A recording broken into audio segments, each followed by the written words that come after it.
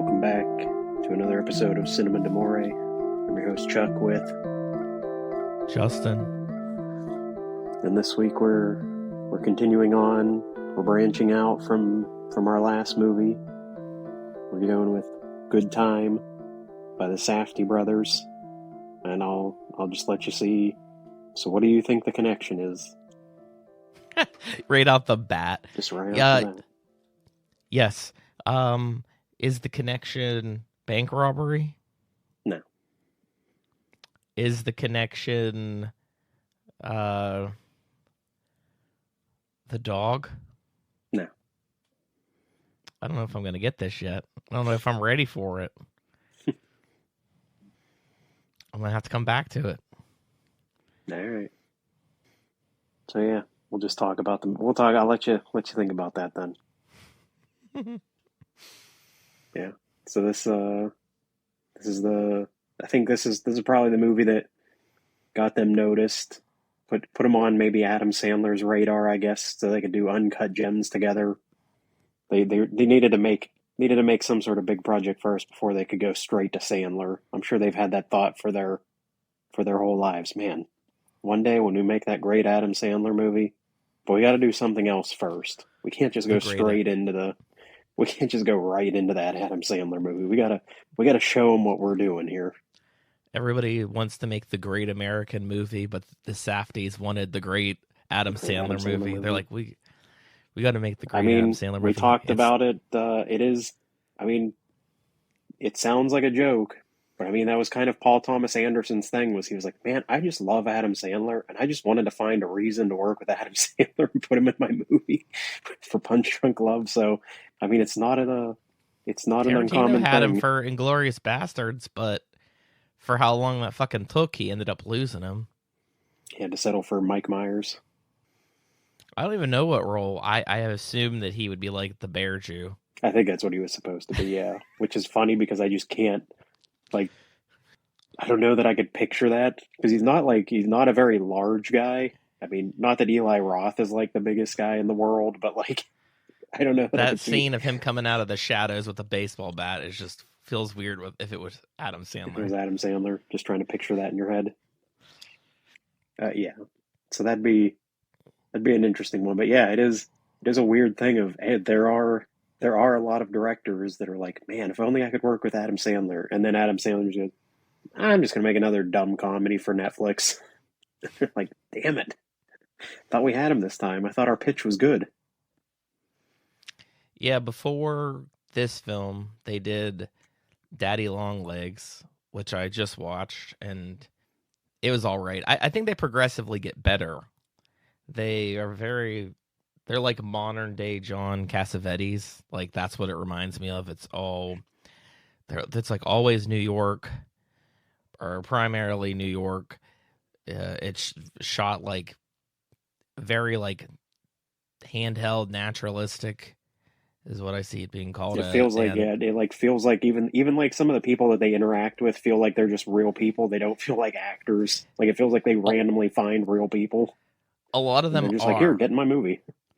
A lot of them are, because when I was watching one of their shorts, which was basically, it's called Question and Answer, but it was for Uncut Gems, and it's they play it like they couldn't get Adam Sandler to do a Q&A, so they trick him into a Q&A at a diner, and Jason Bateman just happens to be there, and people just are asking him questions about Uncut Gems.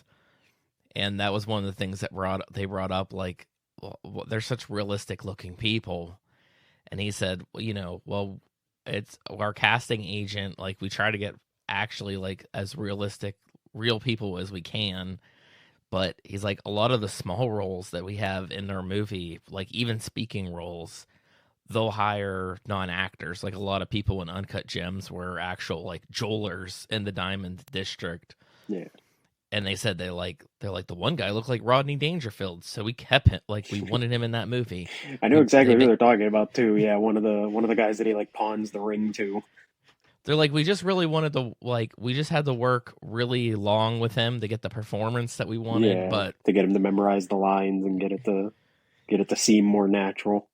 Yeah, just squeeze it out of him. But yeah, But yeah, whatever they're going for, um, it almost makes me think of Leone or Eastwood, where they would just choose like the like very realistic looking people yeah, for smaller parts. yeah. Was Good Time a good time? I mean, not for almost anybody in the film.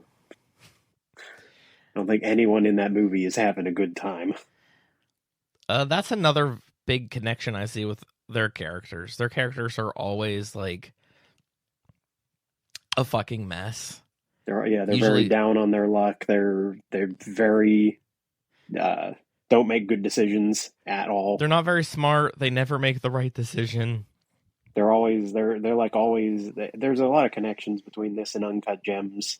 In terms of like the characters, it almost feels like Uncut Gems is just like an evolution of this film. It's the next step with these type of characters. Of Oh, it is. they're all I mean, it thinking goes beyond that. If you they're if all you in the short watch, term. They don't have any real plans for the no, future. It's all just like, how can I make money right now?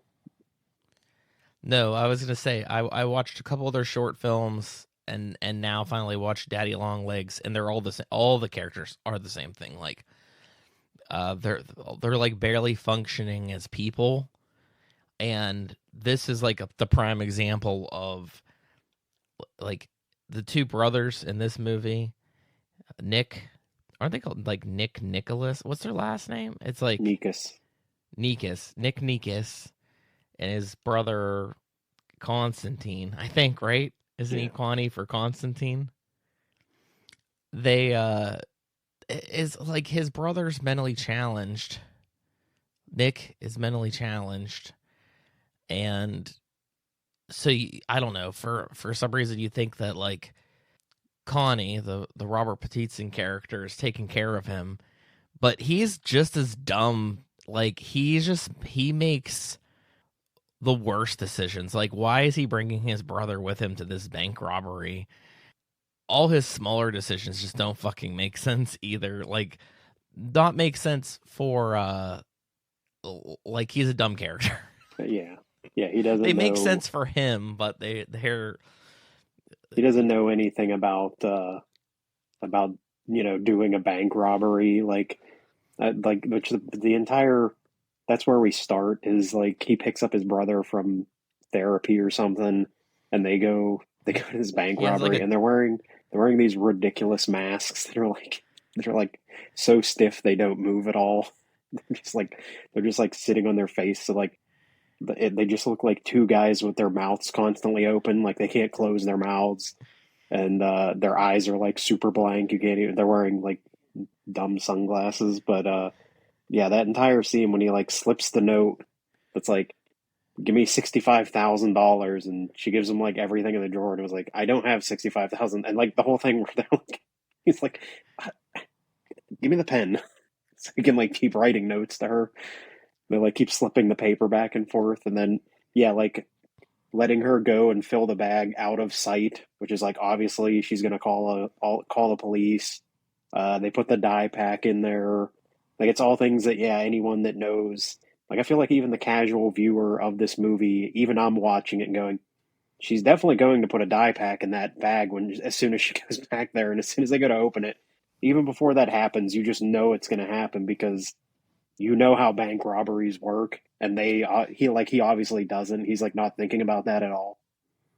even the smaller details. They do, keep the note. They tell the tellers to keep that note, so if they could tie them back to like the handwriting or something, So, and yeah, she does. She keeps it. When I they like worked at the dump their bank, disguises in the alley. I'm sure those have fingerprints all over them. yeah, I mean, their plan isn't. It's not exactly far fetched, but it doesn't. They didn't think it through. Like I That's said, for yeah, sure. they don't think through to the long term. They're just thinking about like right now. No, because like it does seem like a good idea at first when they're like, okay, we'll wear the realistic looking masks so they can't get what we look like at all. They also wear reflective vests like they're construction workers or Yeah, something. So like that's actually as smart as they possibly get, because people's focus are going to be on things that aren't them. Like, they were wearing these weird masks, or they were, they were the ones wearing these bright reflective vests. So, I mean, I guess they're kind of off to a decent start, but that's about it. That's where it ends. I'm like, yeah, somebody probably would find the mask. But even Yeah. like that whole scene when he's talking to his brother, you're like, why the fuck did he bring his brother there? Yeah.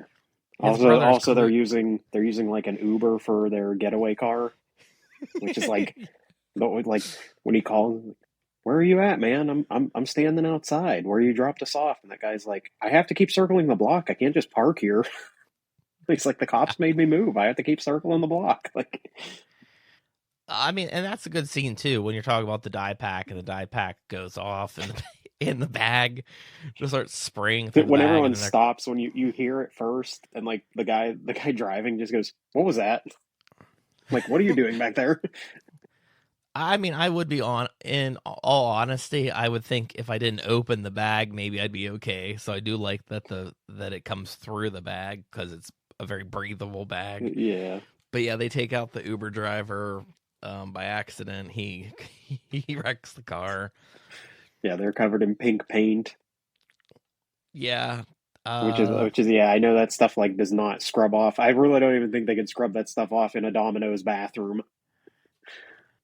I mean, I got they apparently do. But yeah, they managed to But yeah, managed to even somehow get it. all the whole. I mean, I think that the weird thing. Well, I feel like Uncut Gems is a lot more structured. Like and this and the previous movies that they've done, they feel like there's some sort of like this happens and then this happens and then it's like an escalation is the basic story structure. So when you're watching something like this, it's like, where the hell is it going to go next? Yeah, And but it matches the characters, because the characters, like you said, they're not thinking ahead yeah, ever. yeah. Because his brother gets arrested, and he goes to get his brother bailed out, but he's short on the cash because the guy won't take most of the money. He'll only take like the really clean bills. He's like, "Come on, you can't take this." The guy's like, "That's disgusting. It's filthy. I can't. What am I going to do with that? I can't Is the take bills that are covered connection in. I can't take bills covered in dye." is the connection financial issues? No. Does it have anything to do with a relationship like family, like brothers? Yes. Okay. It was that there's brothers. We've had a Oh, lot of okay. brother. We had multiple brothers in the last film. Okay. Yeah. Well, So then you you got did better that. than me. That was like fourth guess. I thought mine was too obvious. I was like, he's gonna get it immediately. It's about brothers, and there was two sets of brothers in Amores Perros. I was like, he's gonna get that. Like I was, because that was my first thought was oh, I want to like brothers is a good connection. There's lots of good movies about brothers, but so many There's movies with even the movie brothers. Brothers. Well, yeah, that was my problem. So many movies have the word brothers in the title, and I was like, oh, if it has brothers in the title, it's gonna be like immediately be like, is it because they're brothers? Like it was too obvious. So I had to find a movie that didn't specifically feature brothers in the title, but was specifically about two brothers. So yeah, you got And that. also, what we're learning is like you guessed 3 times, I've guessed 4 times. So obviously, there's a lot more connections. We haven't hit a movie yet that has like very loose connections. We're coming up with Yeah, other connective tissue. gotta make it harder next time. It's gonna be like they had the same best boy. I don't. If you can do that, it's fair game. Like, yeah, if I can't guess it, I can't guess it. But as long as the connection's there, or like I said, where I'm like vagabond character, and then we watch the movie and Google got it wrong, and I've never seen the movie before, so I'm like, what's the connection? And I'm like, well, it actually wasn't in the movie at all. Yeah, Google lied to me, which happens sometimes. Yeah, you'd be like, I'd argue that. And I'm like, I would argue it too, but Google, Yeah, let us down. yeah, yeah. We do start to learn. You get a little bit more and more of. I think uh, the only thing Connie's good at is he's a very skilled liar and is very good at convincing people to do things for him, seemingly, with very little effort. Obviously, like gets his brother to go along with him. Then he gets his I guess girlfriend, uh, who's much older than he is. So I don't know, I don't even know how I they thought get that like was like his. connected. I'll be honest with you. Maybe I missed it, but like, I thought that was his cousin or something. I don't know where you got that from. They were talking about going on vacation together, like Yeah, a that's what romantic cousins do. getaway. Yeah, I guess in your family, what are you pulling some weird things there? Uh, no, it's his Yeah, her girlfriend. mother is Jennifer Jason Leigh's mom's like don't answer the door for him. Quit talking to him. Leave him. Yeah, Get rid of him. like she knows he's a bad influence on her, gets her to do things, which she also seems very mentally unstable. Like That she doesn't seem to I don't know how to put it. Like she seems very easily confused or you know tricked into doing things.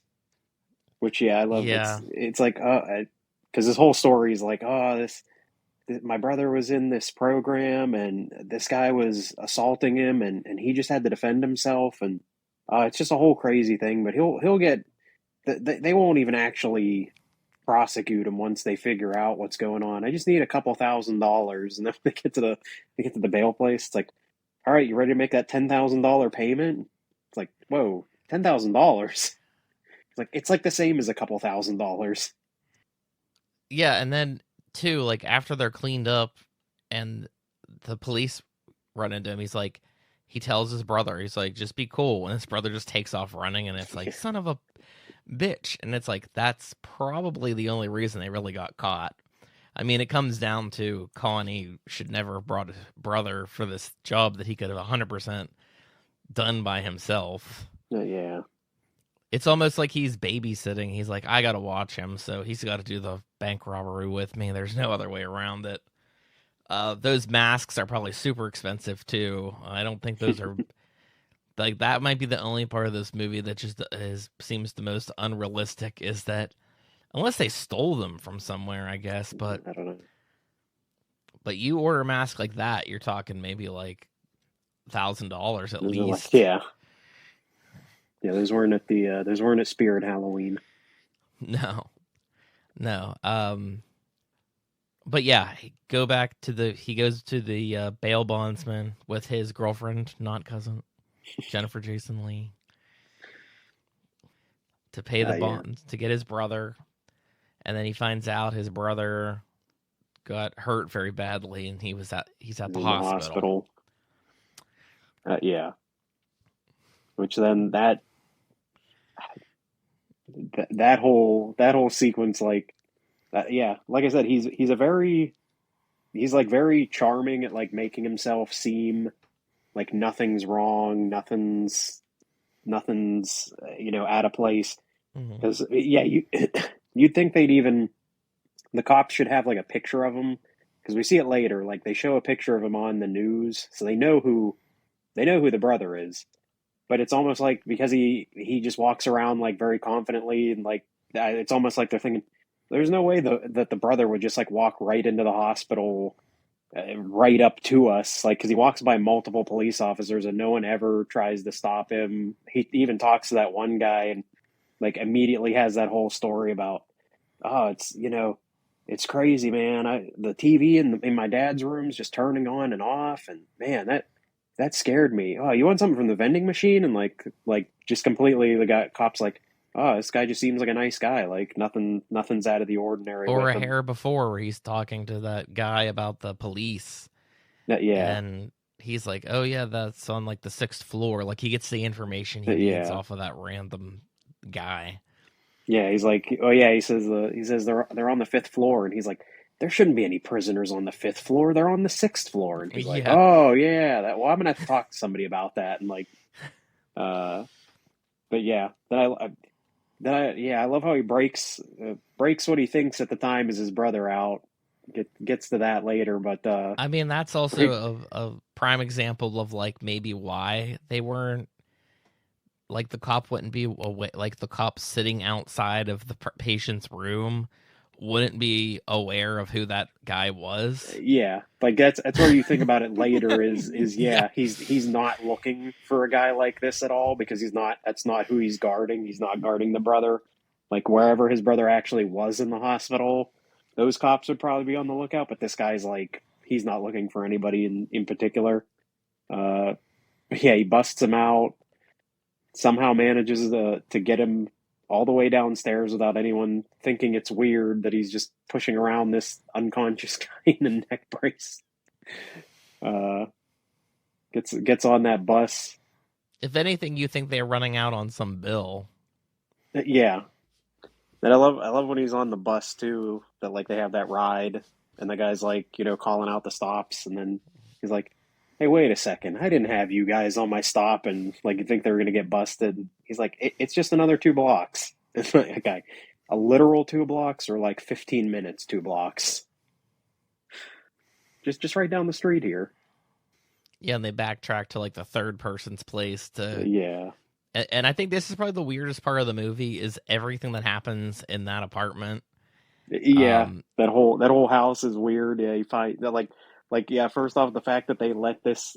I mean, I guess he's just that. Like I said, he's that convincing that he comes up with the stories on the spot of oh yeah, I got locked out of my house. I don't have my phone on me. It's in the house and he they definitely was at the didn't give me hospital because stuff. he was on the bus with them. Yeah, and he's like, yeah, can I just use your phone? Which, yeah, then I love they have a phone that they can't unplug from the wall, like almost like they're using that as their house phone. You can't, like, which I've known people like that. That's like, oh, the battery's not good, and it's like you should upgrade the phone. No, it's the phone works. You just have to leave it plugged in all the time while you're using it. It's like then it's not a good phone. Yeah, he's like a questionable person, but they're letting him in the house. They're letting him stay Yeah, there. they let him. They're not like They let him put his brother in an empty room they've got, which again also doesn't work. They're like the light doesn't work in here, so you just have to turn the TV on and leave it on static for a light.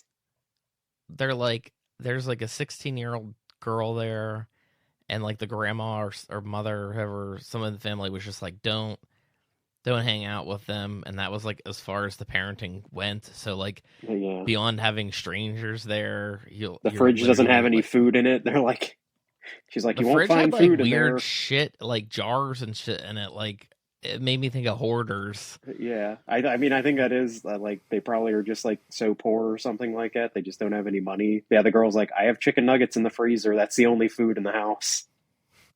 Also, then he goes through everything and dyes his hair, which is hilarious. Like, what's in your hair? Oh, I found hair dye in the bathroom. He's like, I so don't know you what color dyed your that's gonna hair? be. Yeah, That's old. like the fact that he's just like, and he doesn't even like try to come up with like an excuse for that. He's just like, oh, I found hair dye in your bathroom, so I just used it. Yeah, I think he alludes to like he's weird, and that's it. He's like, yeah, I get it, Yeah, it's weird, but it's yeah, just things I do. yeah, I'm a weird guy, I guess. But yeah, they he sees himself on the news, but he like tries to distract her terribly, I guess, by kissing her. But I I mean, mean, it's successful. It's just creepy because we've been very clearly told she's 16. So it's like that's his only thought of that's his only that's his only idea. That's maybe the well, one it's time where more. he doesn't come up with a good idea. Is just like I'll just some statutory rape. I guess that's what we use. Well, yeah, that's what it becomes because it's more than just a distraction because like after they turn the TV off or whatever, he's clearly like gonna have sex with her or something Yeah, until they start hearing a bunch of noise and yeah. his When that guy wakes up, that I think that may be my favorite like funny part is all you hear is what the fuck? Where the fuck am I?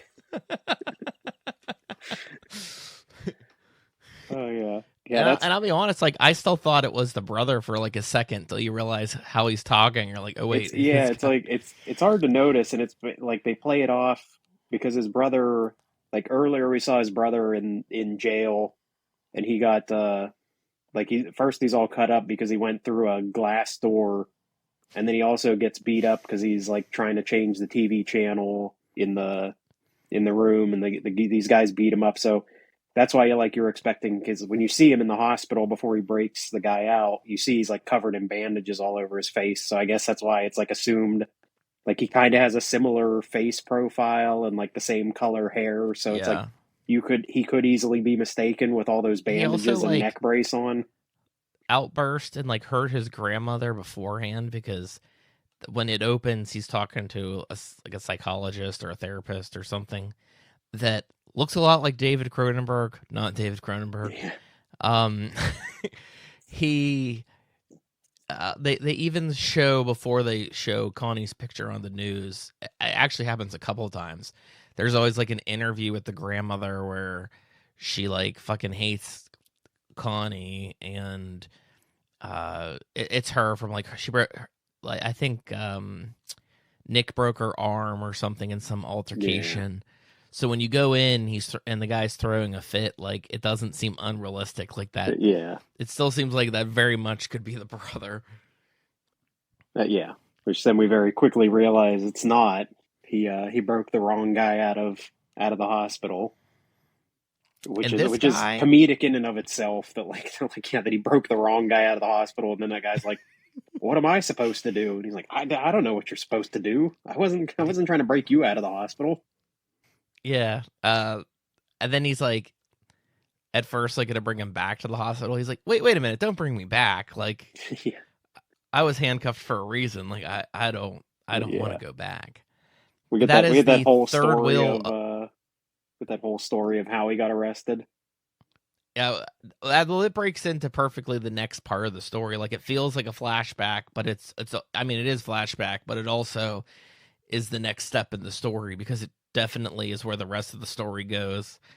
I was gonna say that guy Bronstein, the actor, is like the third Safdie brother. He's one of like he writes with them and produces with them Yeah. and He works on stars a in lot their of their stuff. stuff. I think he Yeah. wrote Uncut Gems. I don't think He I don't know if did. he wrote this or not, but he I think he did. I think um he wrote both of them. you almost can't recognize him either because even when he has the bandages off, he has so much heavy His makeup on face his is all face. swollen, and he still has like band-aids all over his face from they were doing acid, and he jumped out of a guy's car while they were driving down the highway. Yeah, so they take that girl's grandmother's car, and the girl goes along with the Connie and this random ass guy. Is his name like Roy or something? He Roy or kidnaps. Ray. Yeah, he takes him with him. So it's those three, and They're going yeah, they're going to look for the money that the guy robbed a Radio Shack to get.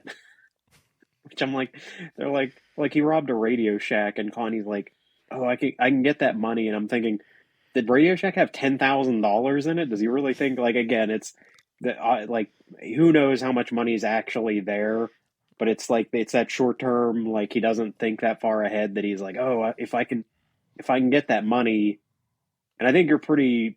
At least I'm pretty sure that like as soon as they found the money, he probably would have like knocked that guy out or something and taken it all. Even though he tells them, "Hey man, let's go back to that." It's in a theme park because that's where they ran from the cops to. He's like, "Let's go back to that theme park and get the money, and we'll split it 50-50 when we find it." But it's like I'm 100% sure that as soon as they found the money, he would have just knocked that guy out or something and left him there. He did, especially if it yeah. was he needed all the money. He doesn't have time to. He doesn't have time to split it. Well, even that other guy, like when it goes back to like stupidity, where he's like, "It's my money," and he's like, "Yeah, but obviously I'm after the money too. But Like you yeah, told me about the money, and he's I like, you'd be need the locked. You'd be in money." the hospital right now. You'd be in the hospital Yeah, locked up right now if I didn't break you out. I'm entitled to half the money. And and the there you guy's go. like, He I convinces that guy. guess. Yeah, Yeah, I guess. That yeah. They show up. Also, again, I think too they're driving that car has like one headlight out, which again feels like another way of like you're thinking the cops are going to pull him over for that. Like there's everything working against him, and he doesn't think that they're like, oh, he's just like driving down the street. Like the cops would immediately want to pull him over if they saw him there. Yeah, Yeah, and they I mean, get and when they break into that amusement park too, they like leave the car running with the girl in it, and it's like a weird time at night that also. I think they nobody. say like this is this guy's house. They're like we're just going to drop him off at his house. They're like this is where you live, right? Yeah, and it's like yeah, they're sitting outside of an amusement park, not a house. They have to climb over a barbed wire fence to get in. Yeah, that's another good scene too, where he can't get over the fence, so he just like he's like, "I'm not telling you where it is if I can't be in there." Yeah, you And got to he's find like, another way "Fine," in. and he just shoves him like violently over the Yeah, fence. And then they get in there, and it's stupid where it's like they can't find the money. He's like, "Look anywhere. It could be behind this." He's like, "How do you not know where you hid it?" He's like, "It was all lit up before, and it's not lit up now." And he ends up finding the like Sprite bottle that yeah, has the acid in it. yeah. Oh, I found it. Oh, you found the money? Nah, man, I found that. I found the Sprite bottle, man. You know how much this is worth? Like, I don't care about that. I need cash now. I need cash now. JG Wentworth. Yeah, it's really who they should have called. They needed that cash now. And then we get Barkhead Adby from Captain Captain Phillips. Phillips, who's like the security guard that's just sort of like, what in the hell are you guys doing? Um, he ends up capturing the Ray, and then Connie's bad enough that he's able to figure out where Connie's at, and he's already called the police. So, but then Connie, yeah, he gets the upper hand where he pretty much murders the guy. I mean, he doesn't kill him, but he's like, it's like on the verge of murder. Then they just give him a bunch of acid, and they're like, he won't even remember this when he wakes up.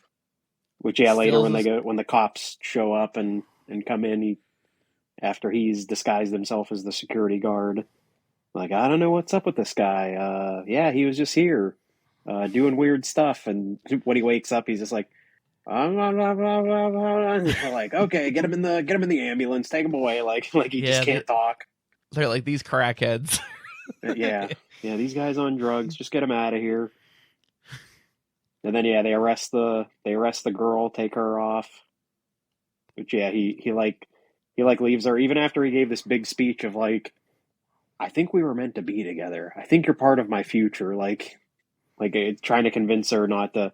I think more trying to convince her not to call someone while she's in the car, like not to call the cops or call her grandmother or something like that, and tell them like, hey, this weird guy like took me out of the house and we're driving around. It felt pretty realistic. I went to the movies on Friday night before recording this, and where I was at, there's like a curfew for kids. I don't know if kids were causing issues, but like the police in the area were like found this random kid, and they're like, "Hey, we just want to talk. Like, what are you doing out here?" And you see the kid's like real nervous. Like I'm expecting the kid to run, but it totally makes like everything he was saying was contradictory. It just really reminded me of when the cops were like picking up that girl. Like, why are you out here at night? Why are you, what's going on? Who are these people? And all that kind of shit. Yeah, Like, your story's not adding up. But yeah, he just lets her go, mostly because it probably benefits him, but it also benefits her. Just be done with him and just yeah. like, Now just all they end have it. to now all they have to do is sell the acid because that's they still can't find the money. They can't figure out where it could possibly be in there. They're like, yeah, that guy really is just like I don't know, look everywhere. And he's like, I'm not looking everywhere. We can't just look everywhere all night long. Like we have to figure this out. Like where were you? What did you do? The guy's like, Yeah. take the lid off that coffin, and he's like, it's bolted down. What are you talking about? Yeah, we got the acid. I need you to sell it tonight. Tonight. Yeah. They're basically going to sell it back to his friend that that I think it originally belonged to technically. Yeah, and The guy when that they like go gave to it to him.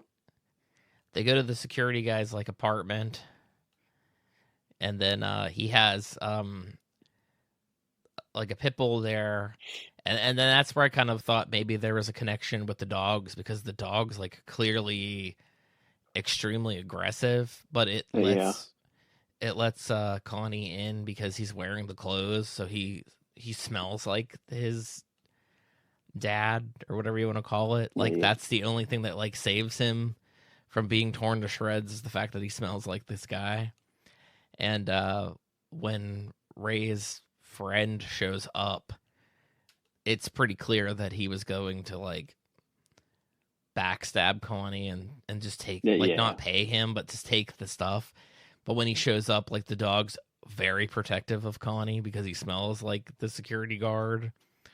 And yeah, so that's what I was thinking. The dog, like, it might be fighting. There's like, that's another connection, fighting yeah. the dog. Yeah, he starts to get suspicious because the guy came without any money, and he's like, oh, so he's like, I thought we were just going to negotiate. He's like, so you didn't bring anything with you, like yeah. He's like, oh, I need this guy's definitely gonna, $15,000. I can't get that from yeah, the ATM. yeah.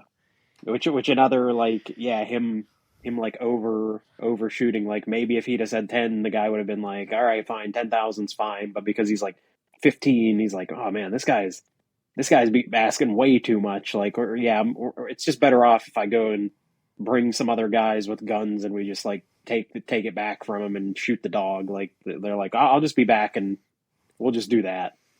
I do, like, we have to wait for the bank to open. He's like, all right, that makes sense. All right. Yeah, yeah. I can't just go to the ATM, figure it out. All right, I guess I'll go to the bank and wait for 3 hours while they clear that. Because yeah, I think anything over $10,000 is when they have to start reporting to the government.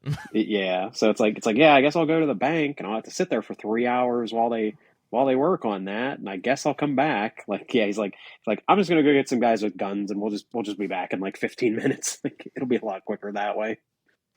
Yeah, but it's too late anyway. The cops are already on to him. Presumably, I'm thinking the security guard maybe finally got coherent enough to tell them, or maybe they checked with the owners of the amusement park, and they were like, oh yeah, did you talk to our security guard? And they're like, and they'd like give that name and be like, that guy? Oh, I think that's the guy we have in jail right now. It's like, well then who'd you let leave? Or neighbors or something like that. Yeah. You know, somebody being like, there's this weird white guy in this house that's not the guy that's they're pretty usually quick. there. I mean, they're pretty efficient. They show up. Connie can't get away from them. He drops the bottle in the puddle or whatever, and then, or the girl might have given him up. We don't know. She might have revealed a little bit more and been like, yeah, this guy, and yeah, he wasn't really a security guard there if you saw him there. Yeah, but I mean, somehow they get on to him. But yeah, they capture him. The police are out the door on like the 15th floor in like 2 seconds. Yeah, I do like. Yeah, the shot's great. I love the shot of like over Ray's shoulder, watching everything like from so far away. We never get a close up shot of him being arrested. It's just him running from them, and he throws that bottle of Sprite away. It makes me think of like Cops or something, like, and then he's like, yeah, running up the ramp. Yeah, he's like running onto like the roof of another building, and I guess he throws the Sprite because he's like, that's like his thought of maybe if he can figure a way to get out, he'll come back for it or something, or it'll be one less thing that they'll charge him with of, drugs. Just drink all the Sprite. Yeah, and then we get the great moment of something that happens in Uncut Gems as well, although it doesn't end as badly, of a guy climbing out a window to try to get away. Ray tries to get away, and they're like, uh-oh, look at that guy out there. What's he doing? And then just immediately slips and falls right off the windows and heights. Yeah. Yeah, I mean, and I think that's probably one of the few like effect shots in this, like visual effect shots. Yeah. Unless they did it practically somehow, but it didn't look practical. It's probably the worst looking part of the movie, but it's brief. it's like from so far away, so it's like it looks blurry, but it would be He like blurry from falls that like far a away. hair too fast. Like it. Yeah, yeah, I think that's probably the only actual like digital effect. But yeah, that's Connie's downfall. Is he has a great line when he's talking to Ray in the apartment, and he's like, look at you, you're such a fuck up. Like we came here and all you want to do is get drunk. Like that was the first thing you did as soon as we came in this apartment. You're not doing anything productive. And Ray says like, why do you always think you're better than me? And he just flat out goes, I am better than you. Mm-hmm. And it's like that I think is his downfall, is he thinks he's a great like criminal, like mastermind. He thinks he's the smartest guy in the room, but he really is just an average guy. Again, I would Lucky, or say, like his skill sets only go so far.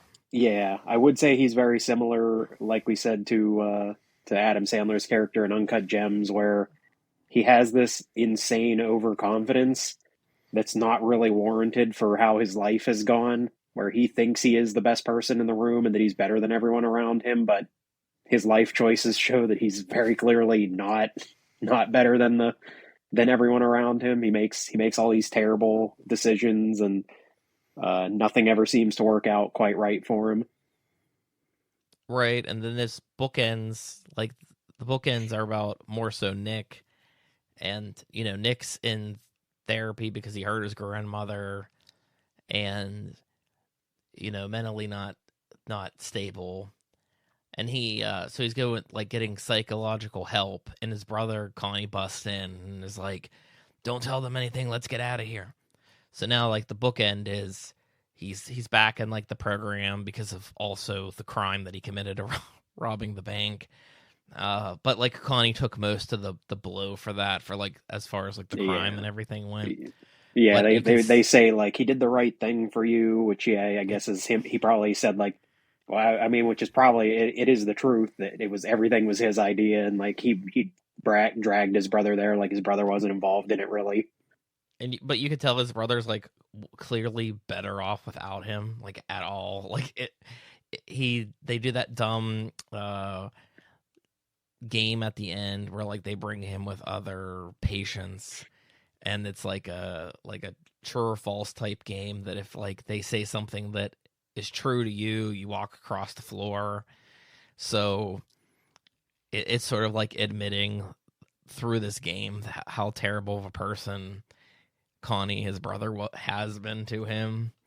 I don't know if it would really work as a realization for that character per se, but I do like the choice of ending there, and like as the credits roll, they continue to just play the game and ask more questions, and by the time the music by Iggy Pop Yeah, starts to fade out, uh, the questions become more irrelevant. 'Cause I had subtitles on, and so I was like, okay, I'm getting more I didn't have questions than. subtitles on, and I could only catch like every once in a while I could hear a question, and like most of them was like I don't know what the question they even asked was. Yeah, and then I highly recommend going on watching the music video for The Pure and the Damned, which is like the characters like reprise themselves, and I don't know if it's because Iggy Pop's like too old or something, or didn't want to fucking do it. They have like a CG Iggy Pop that like looks terrible, but it connects 100% the good time. So it's fucking weird, and you get to see a little bit more. Yeah, And yeah, it's the same song that plays in the trailer. Yeah, they have like the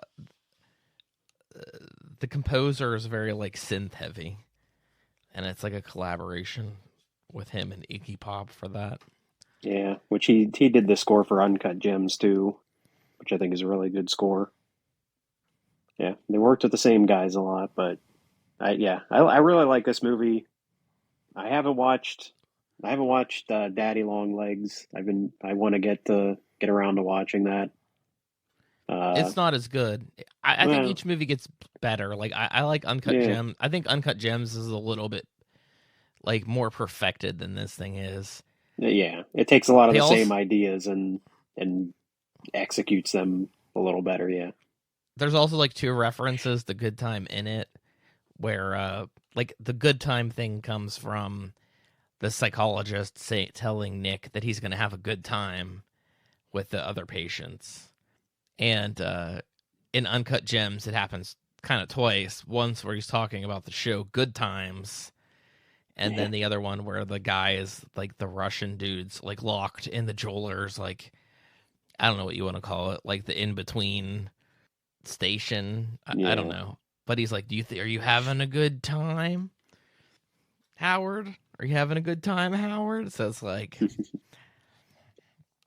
that movie does play off this movie though, because like you said, they kind of play with falling out the window. They play with a lot of the same themes, and pretty much the bipolar opposite happens in Uncut Gems. Yeah.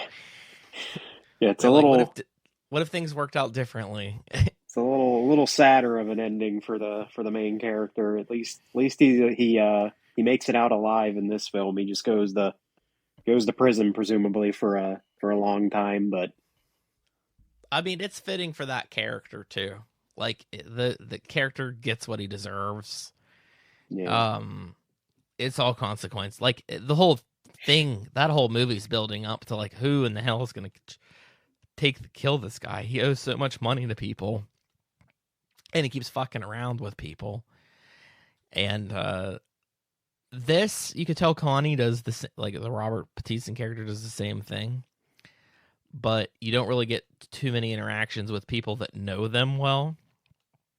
You get Jennifer Jason Leigh, who, you know, recognizes the issues to a degree, and then like the grandmother, which they show the grandmother like 3 times on the news, like bitching about him, but like it always gets cut off, so like you never hear like exactly what happened to her with him. Yeah. It's always like you just know that there was some sort of altercation, and Nick hurt her, but she seems to be more angry at Connie. So it's like, what the hell? Like, I don't know. It's a good storytelling thing that like it doesn't really matter. Everything that you need's there. Connie's not a good influence for Nick. Like it's as if like Nick might have hurt her, but it wouldn't have happened if it wasn't for Connie. Yeah. And that's enough information for you to They yeah, it's know like that he's better off without him. it also makes me think of their characters are very similar to of Mice and Men. Like they're very much like he has to protect his brother, because I like that's what you get, I think, through this whole movie. Is I think that is genuinely the only character that he does care about is his brother. Like he does not care about any of these other people around him. He's just using Jennifer Jason Leigh for her money.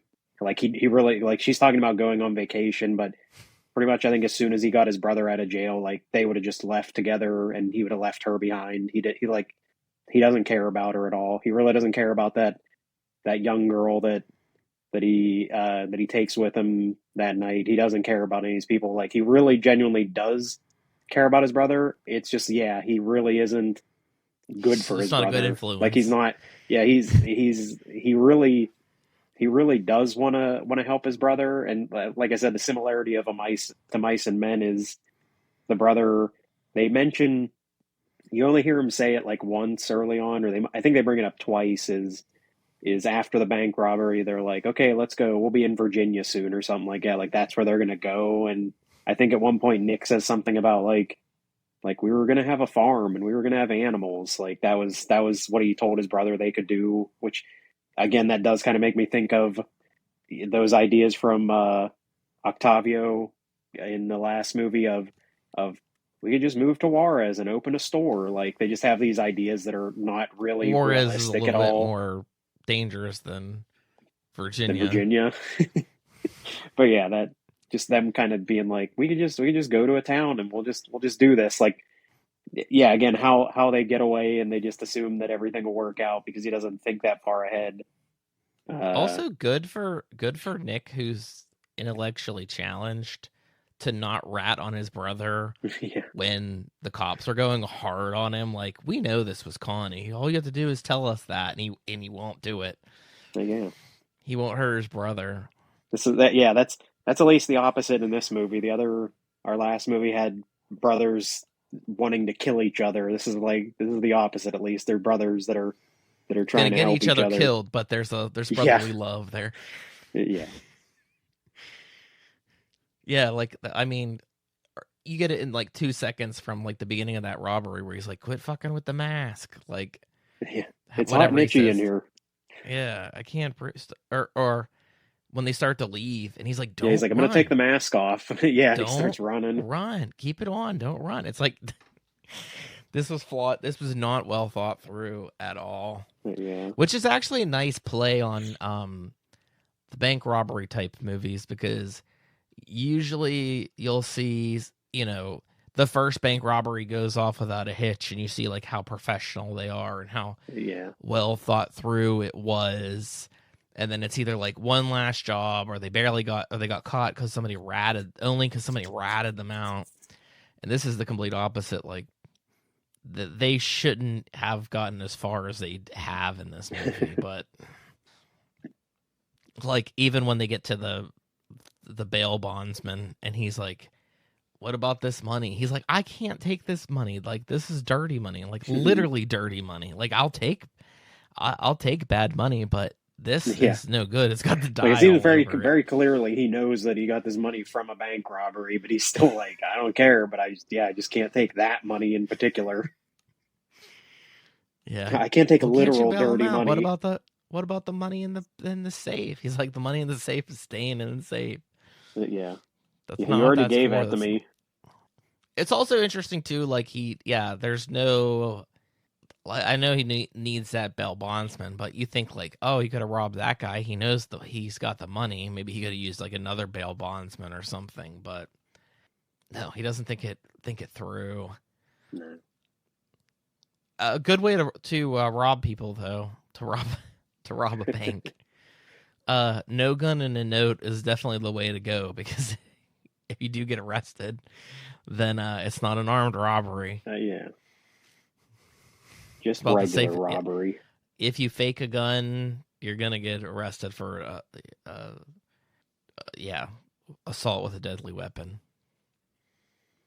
So there's just some advice on the movie podcast for bank There you go. robberies. It also too, like I do like the aesthetic of like I've seen it somewhat in the Strip District, like in that PNC Bank that was in the Strip District. I don't know if it's still there, with like the heavy plexiglass. It's like all scratched up and shit, Yeah. so like you can't interact with those people at all. And you get a lot of that in Uncut Gems with all the jewelers and stuff. It's almost all the jewelers are like encased in some sort of thing where like they're protected from a robbery for the most part. Robbery proof, I guess is what you would call it. Yeah. And even this bank, which is kind of nice, like the windows aren't all scratched up and shit. It's like they have to like hand the bag over through like a little passway thing too. So, and I do like that woman seems very inconvenienced to be like, all right, I guess She probably went in the back and was like, I'm getting robbed. And they're like, just give them the dye packs. Yeah. I never even worked with dye packs when I was at the bank. We just had a few bills that were serialized. Like they kept track of the numbers, which I guess they could find it. That seems like a hell of a way to keep track of something. Be like, we got X amount of bills that we know the serial numbers for. We're going to have to look for those serial. Just do the die pack and make it easy for yourselves. Because the government's going to just recreate that money anyways and destroy the other money if they get it back. Yeah. Because that's how money works. You just print more money. Just print it endlessly. But yeah, good pick. I started watching this with Steph last year, but when I say last year, I'm like talking December, like last month. We watched half of it, and she wasn't into it because she said that the character of Nick was scaring her, And I was like, yeah, I get it. Very uncomfortable shots, the insane unibrow, the cold like reaction to him about everything. So we didn't finish. I didn't finish watching it. So I look technically when I watched this all the way through, it's like I watched half the movie and then I rewatched it. So, and I do think that you said somewhere along the lines that there may be something else that we discussed. You had said you had brought up this movie. I can't remember. I feel like a few times like you just keep missing this movie. You know what I mean? Like you're like, oh, I thought about doing it and I never did it. Oh yeah, it's probably been a few different times that it would have worked for. Yeah, we never did Uncut Gems. Is that going to be your connection? You're just gonna go for the most obvious. Just pick Uncut Gems for next time. I probably will go for the most obvious. But for some reason I thought we had done it. I don't know. Must have just been like excited about that movie. I know I saw it right before the pandemic. Like it came out when COVID was starting up, and I'd seen it in theaters like that January before everything went downhill. Saw that on Christmas Day. It's a good Christmas movie. Good holiday watch. Did your mom like it? Eh. I think it's probably like the same as Steph being like Nick scaring me. It's like that guy Adam Sandler scaring me in this movie. It's a little too much. Yeah. And then, I'm not going to be mean to certain people, but Uncut Gems has like a special connection because like we have a friend that is like verbatim exactly like Howard Ratner. Yeah. We were like, we saw the movie and stuff's like, this is like high rolling blank. And I'm like, it is. It's high rolling version of that person. Yeah. Like had they had money, because I've heard people, one of my friends say they're like, I don't like Uncut Gems. There's nobody like this. I'm like, you'd be really surprised. I know a person that is exactly like this. You just don't know someone like that, but they're out you don't there. know anybody that's making a ton of stupid ass decisions, but like I know somebody who's like all their decisions would 100% match Howard's. Yeah. Or Connie's. Yeah. I mean, they're similar characters. Yeah. Both. And then he's some poor life decisions. He's even like a worse liar. So yeah, I think we do like our bad liars. We definitely the movies where the protagonist is a terrible liar. It's a good one. Just like avoid. I'm not even gonna try to lie at this point.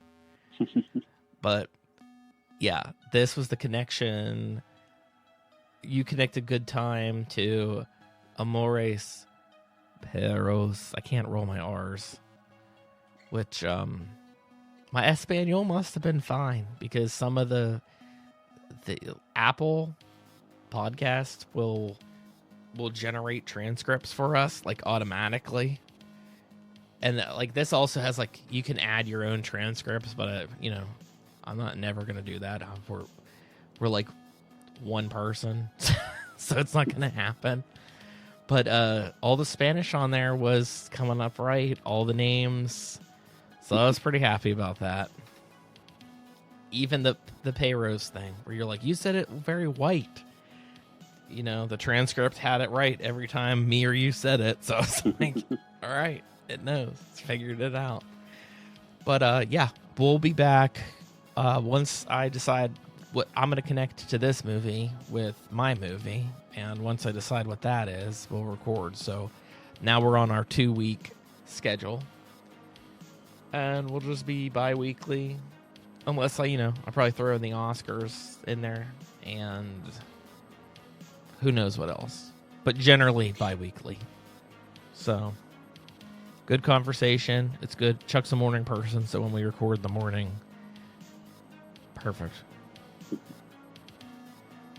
You're on your A game. I'm actually kind of on my A game. I was up enough to have coffee and I don't feel like too worn out. I was able to, I feel like sometimes I'm brain dead in the morning. We'll be back soon. Stay tuned. And thanks for listening.